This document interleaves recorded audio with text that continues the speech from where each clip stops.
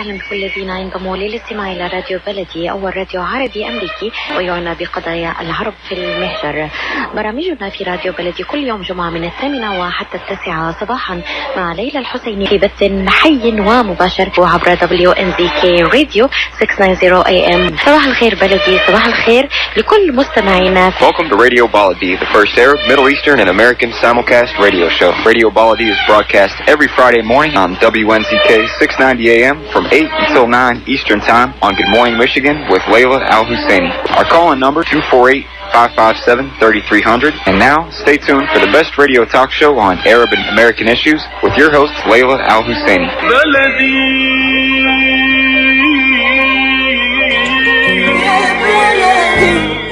Good morning, everyone. I'm Ray Hanania, and you're listening to a special edition of Yella Fight Back Radio from Chicago, broadcast live through 690 AM WNZK Radio in Detroit, Michigan. It's Friday, July 20th, 2018, and we'll be taking your calls at 248-557-3300.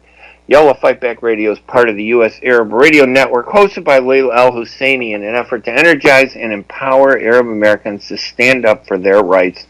For more information, you go to my website at www.hanania.com. The radio show call-in number again is 248-557-3300. This edition of Yellow Fight Back Radio is going to focus on the Michigan elections. And obviously it's been a little hot topic, right, the last couple weeks. So we got your election coming up. So we have a political analyst, someone you know who's been on our show before. He's going to be calling in a few minutes. Dennis Denno. He's president of Denno Research. And he's going to help us understand all the different insides and outs of what's happening in the election in Michigan for several congressional races, the little controversy involving the race for governor. I wrote a column, if you saw it, at the Arab Daily News about the election between Abdul El-Sayed, who happens to be Arab, and Congresswoman Debbie Stabenow, who endorsed Gretchen Whitmer. Suddenly, the Huffington Post, and I think unfairly, attacked her because why did you endorse, Whitmer? Why don't you endorse, the Arab candidate? And I'm thinking, because she has a lot of Arabs in her district, I'm thinking that's an interesting question. First of all, it was unfair to criticize her because she said she wanted to make sure that a Democrat wins the state of Michigan because of all the problems that they're having with President Trump. But there's a bigger issue. That issue is, just because someone is Arab on a ballot, are we obligated to blindly support that person? And I'm not saying, Abdul El-Sayed is a bad person. He's a good candidate. I like him. But at some point we have to look and say, can he win? Is he a strong candidate? And do we sacrifice an election if he can't win? He's a good candidate. Remember, I'm not saying he's a bad candidate, but apparently some people on the far left, at the Huffington Post, which I think is a very racist publication. I used to write for them years ago, not too long ago. And the problem I had, of course, was that they would always censor me all the time. So that race for governor is one that we'll focus on. But right now, let me turn to my guest, Dennis Denno. Dennis Denno founded Denno Research in 2004. He really understands what candidates and organizations need in a pollster, and he does a lot of polling. He knows that power that well-timed quality polls have on a political or marketing campaign. And for over 25 years, he's helped candidates and elected officials shape issues and communicate with constituents. Now, by the way, and this is just an aside, but it's important, and we could talk about this and let him promote it. He's running as a Democrat for the Michigan State University Board of Trustees. He has an extensive background, and he also, interestingly, and I was always worried that I'd be cutting into his podcast time, but he has a weekly podcast that covers politics and political history called the Friday Morning Podcast. And by the way, he's a good marathoner. He's done 14 half marathons. I know I can't do 1 kilometer. His website is denoresearch.com. Dennis, welcome to the show this morning. Thank you very much. Hey, thanks for having me on. Oh, it's a pleasure. It's been a while since we've had you on. There are a couple issues I wanted to ask you about, including that race for governor and, the role that Debbie Dingle played in it, endorsing Gretchen Whitmer. But first, let's talk about your candidacy. Let's give you a little spotlight. You deserve it. Michigan State University Board of Trustees. Tell us, before we even, I guess, maybe just step back just for a second, even before we do that, tell us about Michigan's elections, because I know your primary is August 7th, correct? And then everybody has a general election November 6th. But how does the Michigan primary work? Are all the races the same? So this primary, people will be able to vote for governor. The Republicans have a primary for U.S. Senate. The Democrats do not. Debbie Stabenow is running unopposed in the Democratic primary. Then we have our congressionals, our state Senate, and state House primaries. And the interesting thing is that the Libertarians, for the first time ever in Michigan, will be on the primary ballot. So Michigan hasn't gone to the open primary where everybody runs together in a big mix, like some other states have done. These are separate primaries for each party. Right. You have to pick the Democratic, the Republican, or the Libertarian side of the ballot. Cool. In your case, you're running as a Democrat for the Michigan State University Board of Trustees in a primary, correct? So that means that the winner, are there a lot of candidates that you're up against? Yeah, so it's kind of a unique process, the way Michigan picks the boards for our three top universities, from Michigan State University, Wayne State University, and the University of Michigan. We nominate people at our Democratic Party convention and at the Republican Party convention, and once they're nominated at the conventions, they're automatically put on the statewide ballot for the November general election. Okay, and you can look at a race, and you and I have been in politics a long time. I've actually been covering politics 45 years, but in Chicago. And I know that in some races, they're either Democratic races or they're Republican races, not just based on history, but based on the voters. How Democratic is this race that you're in, or how Republican is it? Is it a tough race? Yeah, great question. Yeah, no, it's a great question. It traditionally depends on the top of the ticket.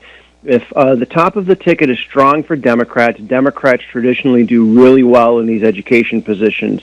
If the top of the ticket is not strong and Democrats don't come out, Republicans can pick up a few of these seats. So right now, the Michigan State University Board of Trustees, 4 Democrats, 4 Republicans. Okay. So there's a good shot, that obviously then that there are 4 guaranteed Democratic seats.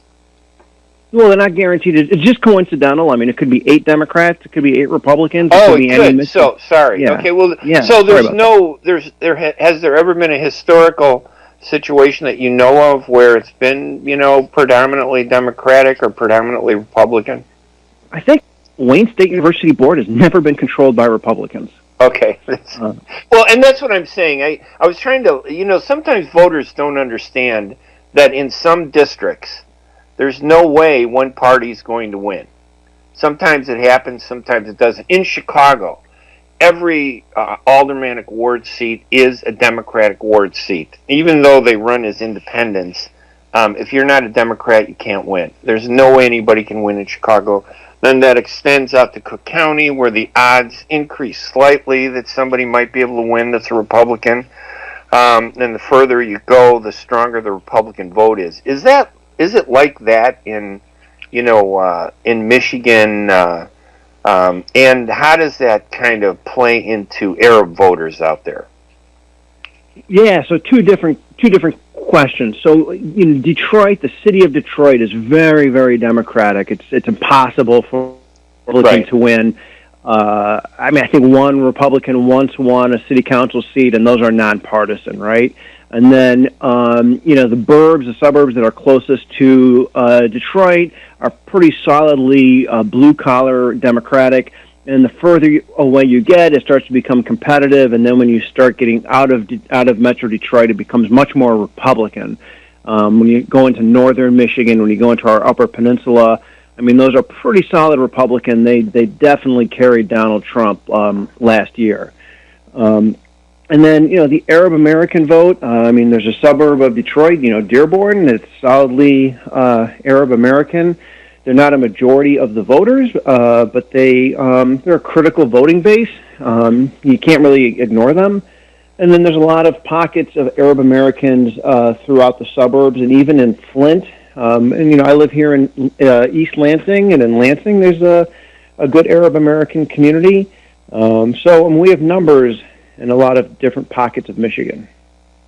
Yeah, and it's like any election, correct? I mean, it's, the Arab American vote isn't monolithic, is it? I mean, even in like Dearborn and that region, do they vote like monolithic, or are they really kind of very diverse and divided?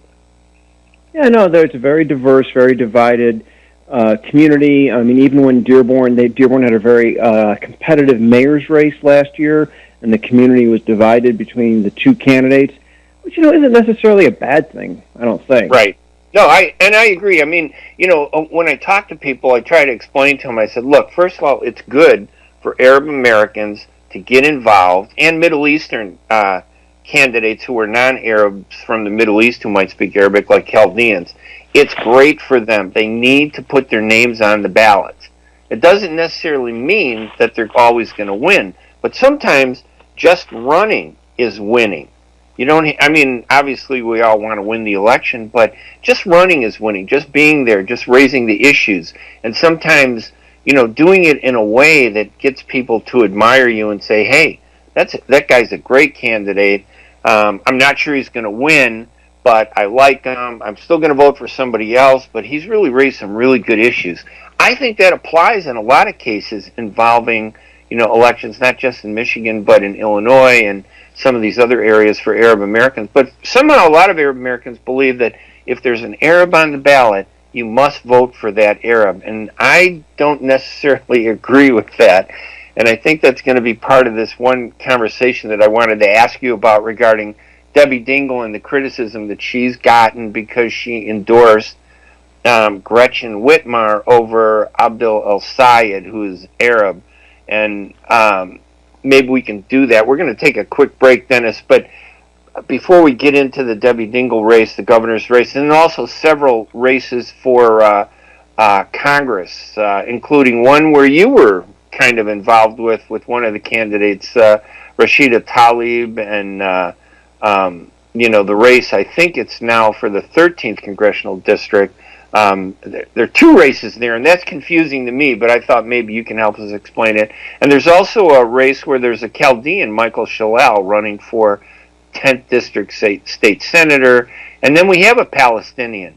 And this is a great example, right? Justin Amash, he's a Republican Palestinian in Congress in the 3rd District, and yet when I look at him sometimes, I wonder, is he really Palestinian? He doesn't seem to be like that strong voice for Palestinians that I thought he would be. So these are interesting issues, aren't they? I mean, in terms of, do you just vote for somebody because they're Arab or because of their ethnicity or their religion, or do you really look at their issues and what they can do? Yeah, Michigan's a fascinating place. I can't wait to talk about this stuff. All right, great. Let's take a quick break because we got to do these to help Layla Al-Husseini pay for her radio show. She got a phenomenal show, and we want to keep it on the air.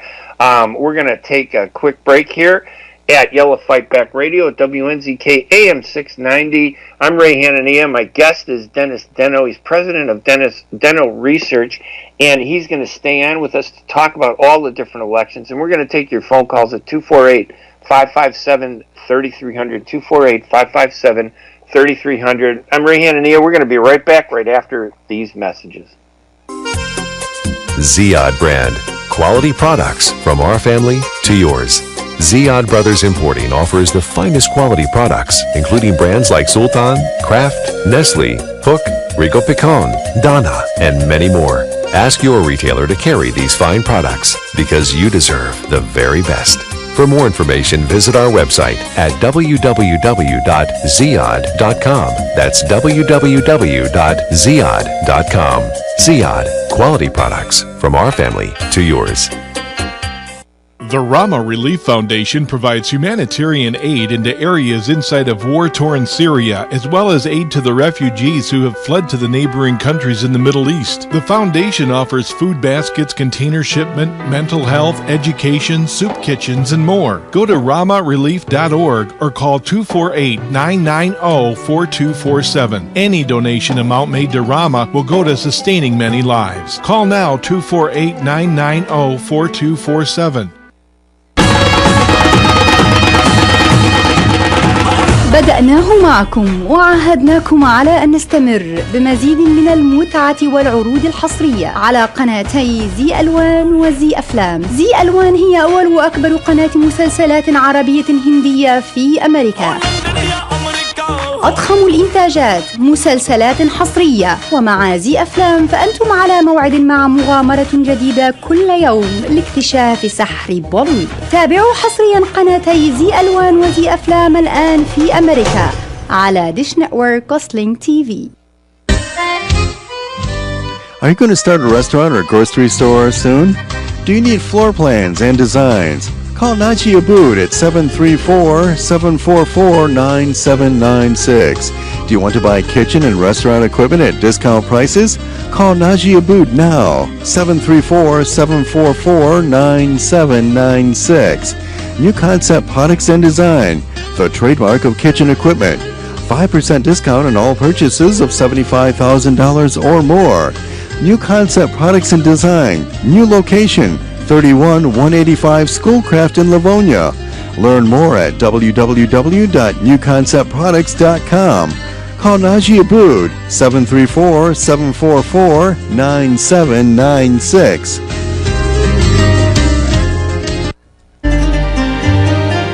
أسواق زمزم الواقع على 24065 أورشاد ليك في مدينة فارمington هيلز ترحب بالجالية العربية والكلدانية. تنزيلات كبيرة على عموم المواد الغذائية في يوم الأربعاء من كل أسبوع. لا تنسوا فريش كاري اوت، جميع انواع المعجنات، وايضا صواني الكامبو المشكله والصمون الحار. لحوم حلال الجاليه العربيه والاسلاميه الملحمه باداره قصاب الجاليه المعروف سلوان جربوع. زوروهم على 24065 اورشاد ليك في مدينه فارمington هيلز او اتصلوا بهم على 248-476-0300. اسواق زمزم للمذاق عنوان لجميع طلباتكم. اتصلوا على 248-476-0300. اسواق زمزم للمعامله الراقية وكرم الضيافة عنوان.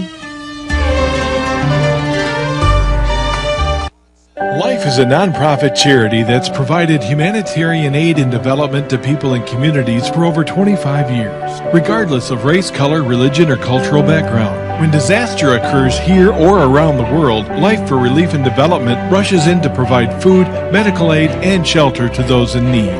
Please help improve these efforts. Make your tax-deductible donation to Life now at lifeusa.org or call 248-424-7493. Welcome back to Yola Fight Back Radio. I'm Ray Hanania. We are broadcasting through WNZK AM 690 Radio in Detroit, and I happen to be in Chicago. You can listen online to our radio show all over the world in Chicago. The program is at 8 o'clock, 7 a.m., and in Detroit it's at 8 a.m., and in occupied Jerusalem it's at 3 p.m. So we can take calls at 248-557-3300 in a few minutes. We're going to get to some of our callers, but my guest on the line, I want to give our guest a lot of time because he has a lot of experience in politics. He's a pollster, and he is actually running as a Democrat for the Michigan State University Board of Trustees, and I think he has a lot of knowledge that he's going to share with us about some of the elections and maybe help you figure out how to navigate through the election. Dennis Denno is our guest. Dennis, and I'm correct that the primary election is August 7th in Michigan? Yes. Okay, and one of the races that I thought, and I don't know how familiar you're with it, but this race for governor, obviously. I don't know if you're supporting anybody, but in one of the candidates, Gretchen Whitmer, she received the endorsement of Debbie Dingell, who is the congresswoman who succeeded, I believe it was her husband, John Dingell, who for years was a big supporter of the Arab American community, and she is too, isn't she? Yeah, no, she's been great to our community, and yes, that was her husband. That was the congressman for a very long time. And he was great to us too, wasn't he? He was awesome. He's incredible. He's an incredible person. Yes. Yeah, and so if she feels that, and I don't know if you're familiar with what happened, but she endorsed Gretchen Whitmer over other Democrats that included Abdul El-Sayed. And Abdul El-Sayed is a good guy. I've read his press releases. He's aggressive. He's part of this new wave of Arab Americans that are running for office. But if you were to ask me, who's going to win that race, and I'm going to say it's going to come down to Bill Shute, the Republican, and Gretchen Whitmer. And I'm not even from Michigan. How off am I? If you had to lay odds, how bad are those two predictions? Oh, I think you're right on the money. I think the Republican who's going to win the primary is Bill Shute. He's currently the Michigan Attorney General. He's been in politics his entire life, his entire adult life. He should walk away with his Republican primary. He's got 3 other Republicans running. The most formidable person is Calley. He's the current lieutenant governor, Brian Calley. And on the Democratic side, I've said this from day one. I mean, this is Gretchen Whitmer's race to lose, both the primary and the general election. Gretchen Whitmer is the Democrat. She's been in the state House and the state Senate for 14 years. She was the Democratic minority leader in the Michigan Senate. She was my state rep and my state senator, so I'm very familiar with her. And I think this whole thing is hers to lose.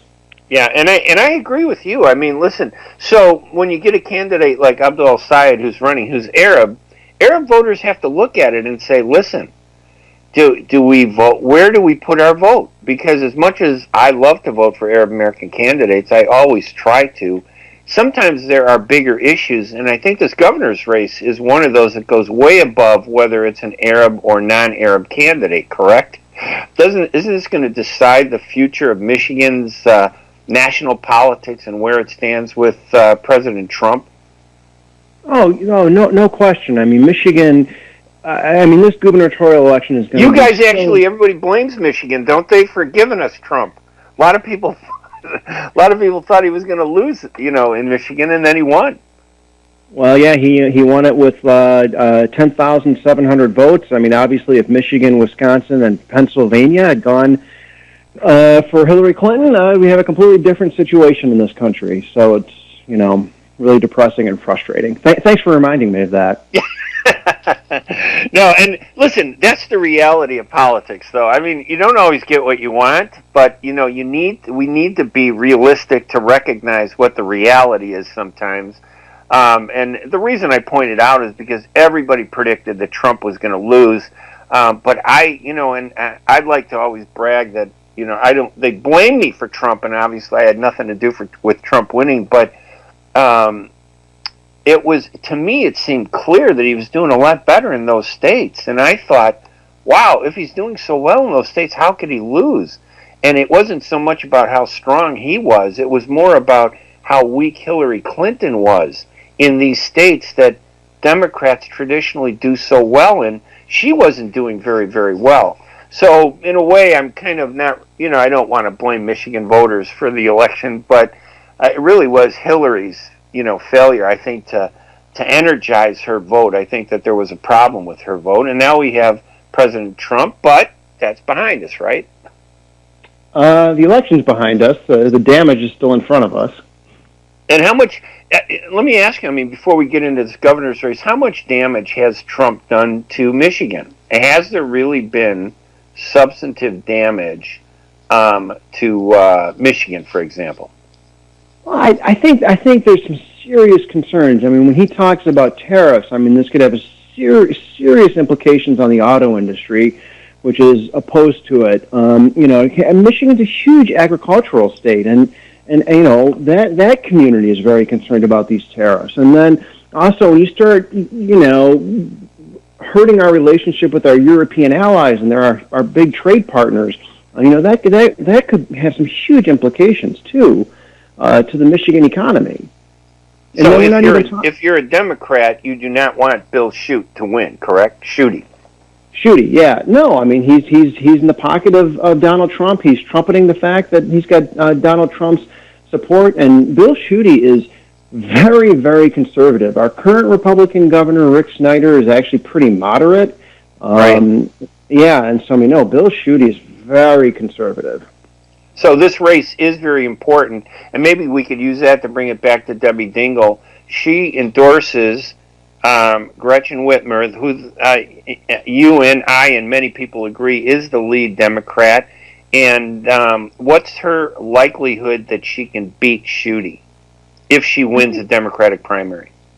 I think it's going to be a close election. I think, if the election was today, I think she'd get 52% of the vote, Gretchen Whitmer would. I don't think it's going to be a landslide. But everything is going in the favor of the Democratic candidate for governor right now. We have Debbie Stabenow, who's running for U.S. Senate, who's going to face a second-tier opponent, Republican opponent. Debbie Stabenow has a lot of money in her campaign committee. And I've been traveling the state for my campaign, and I just see Democrats energized all over the state of Michigan. Well, that's one reason, and I'll be honest, one reason why I supported, and I openly admit it, I supported Trump over Hillary Clinton. I was really kind of disgusted by the way the system was dealing with issues that I thought was important. So I thought, okay, what's the best way to change things? The best way to change things is put in a Dennis Kucinich type candidate into office that's going to throw the game board up in the air and remind voters what's so important and why they can't take things for granted. And granted, it's a terrible 4 years to go through. Although I didn't think he was going to be as bad as he's struggling to become. But I'm one of those people who said, I just couldn't go the other way, and I want to see some change. And sometimes change is disruptive, but once change happens, things get better. I have seen that energy in the Democratic Party, though. They finally, it seems, have come together. Do you think they have? I think they've come together as much as Democrats will ever come together. But, again, as I travel the state, whether I'm in a rural area or an urban area or suburban area, whether it's women or college students or, whatever traditional group is part of the Democratic Party, I see people are energized, they're really upset. They're ready to vote, they're ready to send a message. We still have 3 months to go to the election. Who knows what could happen? We don't even have our primary settled yet. But, I'm optimistic that it's going to be a good Democratic year. Yeah, I think that's what's going to happen also. In the race for governor, and let me just make a mention about Debbie Dingell, and you tell me if I'm wrong. In all her history in office, she's been so strong in defending Arab Americans. Just reading through some of the stuff, she called on the government to fulfill their legal duty and evacuate Americans stranded in Yemen. She called for a thorough investigation in the death of the Muslim Marine recruit, Raheel Siddiqui. She pushed back against discriminatory bills that exempt people from the visa waiver program because of their national origin. And even recently, she drafted a letter addressed to the Secretary of Homeland Security to ensure due process for individuals who are on the no-fly list. And, she is a strong voice in our community. So when she stands up and says, listen, we have to focus on ensuring that Michigan is a democratic state, we should be listening to her, shouldn't we? Or do you think I'm wrong? No, I definitely think we should listen to her. She's a difficult person to ignore. I think she's on the right side of the issues. She's really smart. Yeah, so it's really hard to ignore her. And I can't understand why anybody would say she's anti-Arab. Correct? Do you think she's... this criticism, it's almost ridiculous to even repeat it from the Huffington Post, but they really came after her because she didn't endorse Abdul Sayed. And to me, that's almost like blackmail. You either support the candidate that I like, and if you don't, we're going to beat you up. Did that kind of raise any eyebrows for you, or is that just typical politics, do you think? No, I mean the problem is that I mean I shouldn't say it's a problem. I mean, so what's going on in Michigan is that Gretchen Whitmer is getting all the traditional support, all the traditional endorsements. She's getting all the elected officials to endorse her, getting almost all the unions to endorse her. I mean, she is the establishment candidate. And I know of Abdul El-Sayed. I've had him on my podcast. I think he's really, really bright. I think he's got a great future in politics. The problem is he came out of nowhere, and all of a sudden he wants to run for governor. And I honestly wish he would have maybe run for Congress, or maybe run for the state senate, or maybe even run for Congress something. Is pretty high. Pretty high. Listen, don't get me wrong, but most people start at the bottom and work their way up. He started at the top, right? Sometimes some would say that's great and very enthusiastic, but you're right. What's the reality? That's not easy. Yeah, no, I mean, and I think the thing that kind of frustrated me is that, so he worked for Mayor Duggan. He ran Mayor Duggan out of Detroit, the mayor of Detroit, and he ran the health department in the city of Detroit, and the mayor didn't endorse him, and he badmouthed the mayor. I'm like, don't do that. Don't. There's no question the mayor wasn't going to endorse you. You don't have to badmouth the mayor, right? I mean, all you're doing is unnecessarily burning bridges, and honestly hurting our Arab American community by doing that. Yeah, and I think that's a political trend that we see far too often. The one side, it's great to see Arab Americans run and Muslims run for office, but sometimes they don't, embrace the political reality and the common sense of politics, that just because I disagree with you doesn't mean I hate you. If you don't agree 100%, sometimes some Arab candidates get mad, they get upset, and instead of focusing on the race, they focus on the distraction. And I think this Dingell's endorsement of Gretchen Whitmer has nothing to do with whether she supports Arabs or not. I think she's 100% supportive of Arabs. I think it has to do more with some in the Arab community who really just don't get American politics, that it's not 100%, that you still have a bigger agenda that we have to work towards, and that if we don't understand that, then we get kind of pushed into really undermining our efforts to get involved in the political system.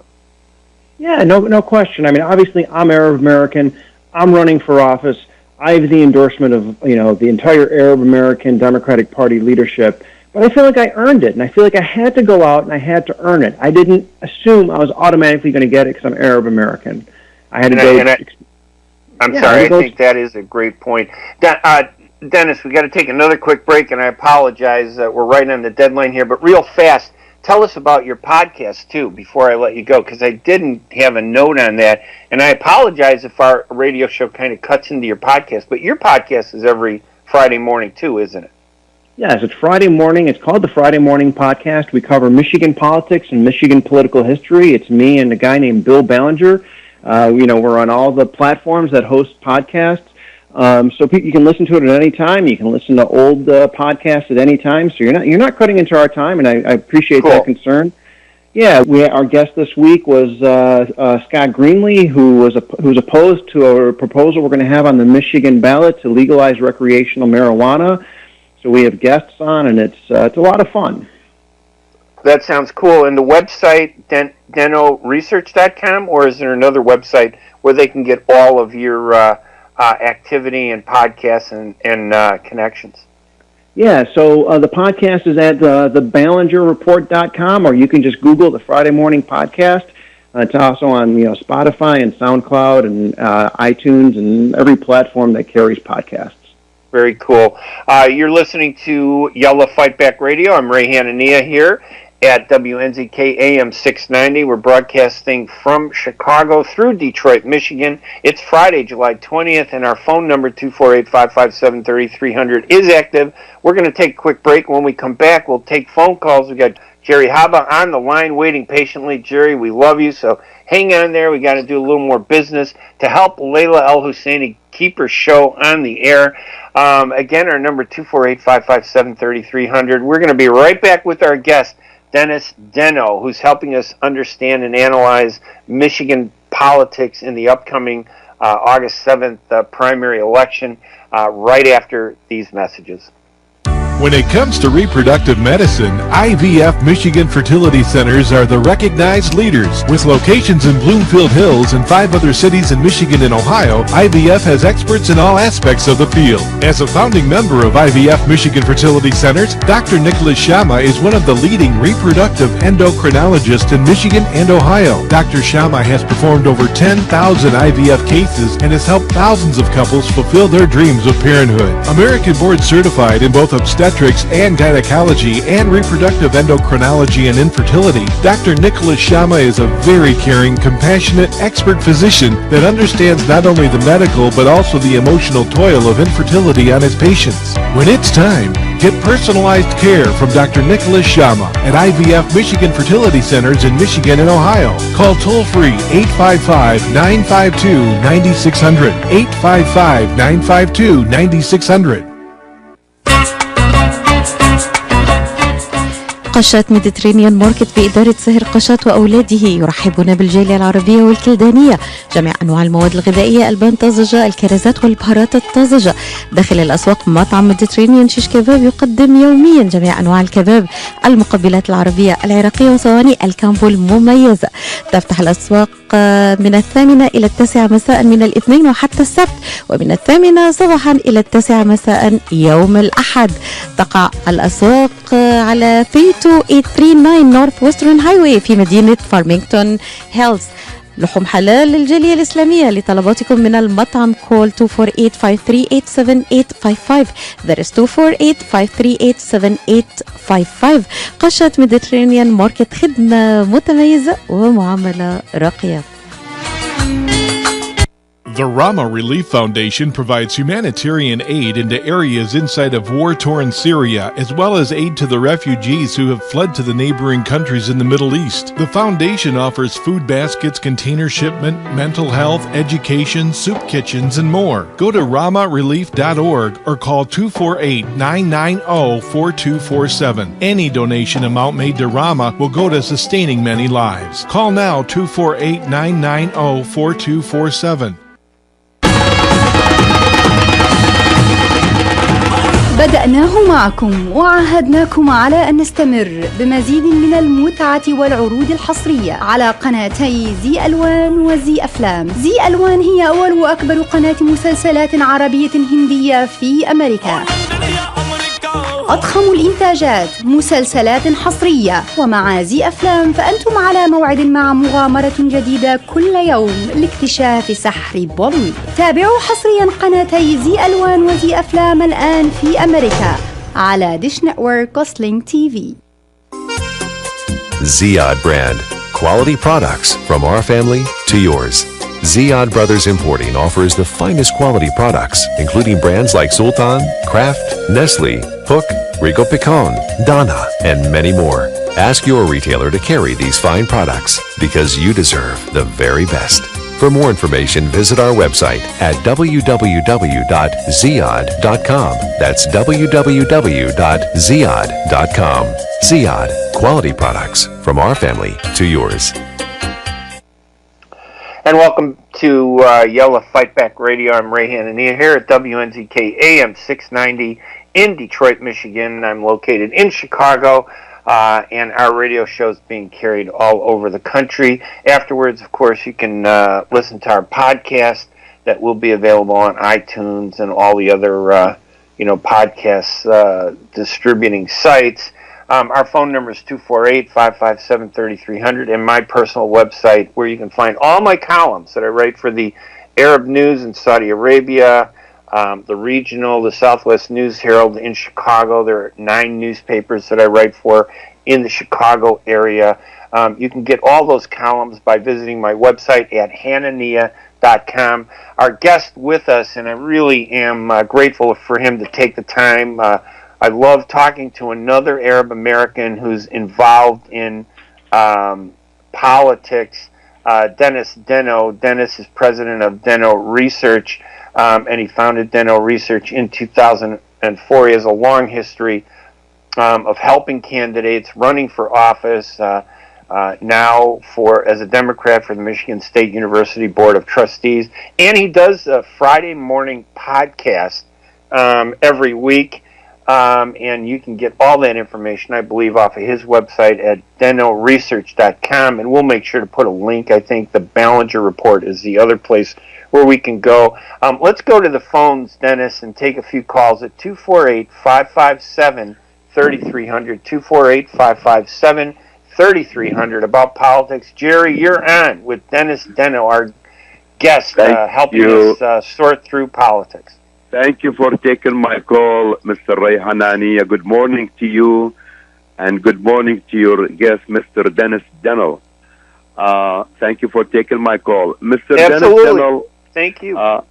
Thank you, and we love you, Ray. I appreciate your comment earlier, and to you, I'll wait hours, not just minutes, hours and days, because you are doing good job for the community, for the citizen, and God bless you and bless your show. I know if I ever run for office, Jerry, I have at least one vote, and that makes me proud. That one vote to me is so important. Me, I'll vote for you 20 times. You're a good guy. But go ahead. What's your question for Dennis? Mr. Dennis Denno, first of all, I want to wish you good luck running for a public office. I wish you the best, and if I could vote for you, after I heard you talking, I will definitely vote for you.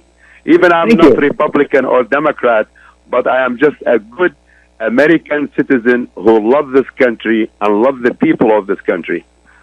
Mr. Dennis, I love it. What I try to say is, sir, the shadow of the crisis of Flint water is still living among us and in our backyard. And what happened to the thousands of citizens in the city of Flint was a crisis and disaster. I won't call it genocide, but I call it absolutely very sad when thousands of people and our children over there, they were poisoned by that water. So my question here, Mr. Dennis, don't you think the lack of service and taking action by our lawmakers, our senator in the great state of Michigan, Senator Gary Peters, Senator Debbie Stabenow, Congresswoman Debbie Dingell, State Senator Coleman Young Jr., and the head of the parliament was the former President, Mr. Barack Obama, who visited the city of Flint. But unfortunately, the matter is still unsolved. My question here to you, Mr. Dennis, don't you think the shadow of Flint water will affect any Democrat running for a public office on the state of Michigan? Because to be honest with you, I'll be very sincere, Mr. Dennis, our politicians, they did not do enough to solve that problem. So I would appreciate to hear your answer. Thank you, and God bless you, and God bless you, Mr. Ray Hanania, and God bless America.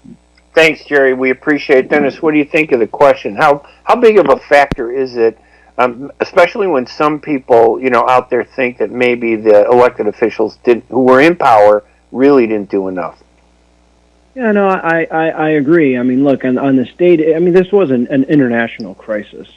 And, the problem is that, when this happened, our governor really didn't react in time and really didn't show much compassion for the people of Flint. And recently he cut off free bottled water for the people of Flint. And it's really embarrassing, and it's just a really horrific situation in Flint. They're still trying to fix the water lines in Flint. And so basically what happened is there was an emergency manager that was imposed upon the city of Flint, and they changed the water distribution system, and they didn't put a chemical into the water system, which caused lead to leach out of the pipes and into the drinking water, which poisoned a bunch of people in the city of Flint. And obviously lead is very, very harmful to little children, much more so than adults. And so this governor was kind of AWOL when this all happened. And it's It's just a horrible problem in Flint, and there's no question that it's going to be an issue in this year's governor's race. Do you think it impacts, like, Schuette's candidacy? I mean, that Schneider did nothing? Yeah, so it gets complicated because what's going on is Bill Schuette, who's our Michigan Attorney General, is actually prosecuting people within the governor's administration, and he's actually prosecuting right now the head of the Department of Health and Human Services here in Michigan. So if the Attorney General, come election time, gets no prosecutions and gets no wins and can't convict anybody, I think it makes him look kind of bad. But I think that if the head of the Health and Human Services ends up in prison for poisoning people in Flint, and maybe that's a win for Bill Schuette. All right, and let's switch. And again, for listeners, if you want to call in, our number is 248-557-3300 on any race that's taking place, or this whole concept, too, that one of the underlying premises of the radio show, just because you're Arab doesn't mean that Arabs should vote for you. And I think that the answer is, we have to go for the bigger picture, but it's always good to see Arabs run, for office. We should be running for every race, but don't be upset with people if they don't vote for you. And we can't be like that. We got to be smart in politics, and we have to understand the political landscape. How does it explain this 13th district congressional race? It looks like there's actually 2 votes on the ballot, and I'm assuming one of them is who's going to succeed Conyers. One vote is who's going to finish his term, and then the other vote is who's going to succeed him. And maybe tell us a little bit about, I was a little surprised by this whole thing with Conyers. How shocking was the fact that this happened, all the, the resignation, all these problems. Give us kind of an overview if you can. Sure. So John Conyers, longtime Democratic congressman, he was the dean of the U.S. House of Representatives. So there were allegations that he, I think, was touching his staff and making sexual comments towards his staff, and so he was forced to resign. And this would have been, I think, late last year. So right now that seat is empty, and there's going to be, you're right, people in the 13th congressional district, which is solidly Democratic, will get to vote twice. They'll get to vote to fill his position, which I think would start in November and end December 31st. And then they also get to vote for the congressperson who's going to start representing them January 1st and representing them for the next 2 years. So and there are 2 votes. So my guess is that the one vote, who's going to succeed him, will pretty much decide who's going to. The one vote to fill the vacancy is going to pretty much decide who's going to succeed him as congressman. Traditionally, that's what happens. The person who wins one traditionally wins the other. It looks like there's only one Republican in the race, and this is, as you said, a Democratic district. Someone you know very well, and we both know Rashida Tlaib is in the race. She seems to have a pretty strong candidate, but I noticed that there was at least one other candidate with the Conyers name. There were 2, I guess. One, John Conyers, the third was found disqualified, and Ian Conyers is still in the race. Given the controversy, how strong is the Conyers name in this race, do you think? I think that's a great question. Traditionally, John Conyers does very, very well in the city of Detroit, which is approximately 60% of the vote, 65% of the vote. And then John Conyers wouldn't do as well in the suburbs in that congressional district. So can Ian Conyers, who's his great-great-nephew, do really, really well in Detroit? And his other problem is, Ian Conyers' other problem, well, one, he hasn't raised a lot of money. His other problem is there's another really strong candidate out of Detroit, and that's Brenda Jones, and she is the Detroit City Council president. So she's probably got the strongest base, do you think? I would think so. She has a strong name ID. She's run citywide. So we'll see. And let me ask you a question about the former Congressman John Conyers. Did he actually resign from office, and is the office vacant right now? I think you said, correct? Yes, the office is vacant, and yes, he did resign. had he not resigned, and I know this is all hypothetical, but had he not resigned, do you think he would have won had he stayed in the race, given the controversy? That's a fascinating question. I think he would be the candidate to beat, and I think it all depends. I mean, if John Conyers ran and somebody from the suburbs ran and it was head-to-head, maybe he'd be in trouble. But if John Conyers is able to get, a couple candidates from the suburbs and he was the only one out of Detroit, he might have won. It just all depends who else would have run and how much support John Conyers could have kept. All right, and we got to take one quick break. One more. I know these breaks. I got to do a 2-hour show, but that means a 2-hour podcast. My guest on the line is Dennis Denno. He's been very generous with his time, and we really appreciate it because Michigan politics is so important in this election, and I think Dennis is a great person to turn to understand it. And remember, he does the Friday morning podcast. Just type in the word Friday morning podcast in Michigan in Google, and you will find the link to his podcast that he does every week to help sort through politics. I listen to it. It's phenomenal. We're going to take a quick break. When we come back, we'll talk with Dennis Denno, and if anyone wants to call at 248-557-3300, we'll take your calls too. I'm Ray Hanania. We'll be right back right after these messages. Ziyad brand. Quality products from our family to yours. Ziyad Brothers Importing offers the finest quality products, including brands like Sultan, Kraft, Nestle, Hook, Rico Picon, Donna, and many more. Ask your retailer to carry these fine products because you deserve the very best. For more information, visit our website at www.ziyad.com. That's www.ziyad.com.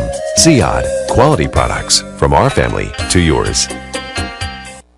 Life is a nonprofit charity that's provided humanitarian aid and development to people and communities for over 25 years, regardless of race, color, religion, or cultural background. When disaster occurs here or around the world, Life for Relief and Development rushes in to provide food, medical aid, and shelter to those in need. Please help improve these efforts. Make your tax-deductible donation to Life now at lifeusa.org or call 248-424-7493. When you're looking for the best in optical care, Dr. Imad Nakash is your doctor to see. With years of experience and thousands of successful procedures performed, you can trust your eyes to Dr. Imad Nakash. See Dr. Imad Nakash and his professional staff for your eye care needs. There's 2 locations to serve you. In Hazel Park, call 248-336-3937. 248-336-3937. In Rochester Hills, call 248-299-3937. That's 248-299-3937. Welcome back to Yellow Fight Back Radio. I'm Ray Hanania. In final minutes of our show, we have about 6 minutes left. My guest on the line is Dennis Denno. Real quick, Dennis, in that race for Congress in the 13th District, Rashida Tlaib is in the race. How strong has she been? I know she has a lot of support in the Arab American community, and I think, as you pointed out, it's important that they have worked their way up and they have a lot of experience, and she really does have a lot of experience under her belt. Is that experience enough to take on some of the other Democrats, including, wanted to mention, Coleman Young? I think that's a relative of a former Detroit mayor, right? Yeah, it's the son of the longtime, very powerful mayor of the city of Detroit, also named Coleman Young. This is going to be a tough race for anybody in that race with all these big-name people in there. You got Brenda Jones, Coleman Young, Ian Conyers, and a couple other candidates. How tough is it for Rashida, do you think? Yeah, I mean, I think right now with all the money that Rashida Tlaib has raised and the campaign she's running, I think it's hers to lose. I would say it's between her. Wow. I would say it's between her, Brenda Jones, and there's another candidate, Bill Wild. He's the mayor of one of the suburban communities in the district. Don't forget Coleman Young, who's the current state senator, ran for Detroit mayor last year, and I think he got like 30% of the vote. I mean, he did not do well. He's not raising very much money for his congressional race. So do you think it comes down to money? Because Rashida seems to have really worked hard to get where she's at. Do you think that's fair? Oh, it's very fair. She works very, very hard. There's no question about it. I mean, I'm very impressed with the amount of money she's raised from the Arab American and Muslim American community all over the country. She's built a very impressive network. I mean, look, whatever you think of Rashida Tlaib, she does work very hard. Cool. And then I was going to, one other race, and I'm not sure if you're familiar with it, in the 10th district with Michael Shalal. This is a Republican, predominantly Republican district. Are you familiar with that race at all, or is this one that we'll just have to kind of wait and see what happens? Yeah, no, it's the 10th State Senate District. It's in Macomb County, which is borders Detroit. It's right now held by a moderate Republican state senator, and he's termed out. And this should be the #1 pickup for the Democrats in the Michigan Senate. They have a great candidate. He's a current state rep. He's a former firefighter, Henry Yanez. I know Michigan Democrats are very, very optimistic about flipping this seat from Republican to Democratic. So they've all come together. That's why there's only one Democrat on the ballot then. So you think a Democrat could have a chance of winning that seat? I think there's going to be a lot of disappointment with Michigan Democrats if they do not win the seat. All right, interesting. We're down to the last few minutes. Dennis, anything that you want to point out that we haven't talked about or put a spotlight on at all in the upcoming races? I think if we're talking about Arab American candidates in Michigan, there's one more in the 11th Congressional District, which is an open seat. We have Fayrouz Saad, who is running. She's a really good person. There's I think 6 or 7 Democrats running in that primary. So I just think we need to give her a mention as another Arab American candidate running in a very competitive seat. Very cool. And anything else? How can people help you? Is there a website for your candidacy for Michigan State University Board of Trustees? Sure, if they want information. Yeah, it's Denno4MSU.com is my website. You can donate. You can tell your friends in Michigan about my campaign, and that would be great. That's what we're going to do. Denno4MSU.com. My guest on the line, I want to thank him, Dennis Denno, president of Denno Research. And he does a phenomenal The Friday Morning podcast that he's the co-host, and they tear apart and dig into politics every week and other issues, I assume, in Michigan. His website is denoresearch.com. But if you want to get that podcast, just type in the Friday Morning Podcast. You can add Michigan to it, and the podcast should come up. Dennis, thank you so much for joining us. I really appreciate it. We got to have you back on again, maybe just before the August election, to see how things are winding down. If you got the time, we'd love to do it again. Yeah, I'd love to do it. Thank you very much. All right, you're right. You're great for coming on, Dennis Denno. Thank you so much. And, of course, I want to thank all of our listeners and everybody at WNZK AM 690 and all of the fans and followers of Layla El-Husseini for joining us. And thanks to Mike, our producer, for running the board and, helping us get this show on the air as we always do. I'm here usually on the second Friday of every month. So I'll be back in August. We may do a special show before that August 7th primary. Ray Hanania, have a great week. And remember to go to my website at hanania.com. Have a great week, everybody. Bye-bye.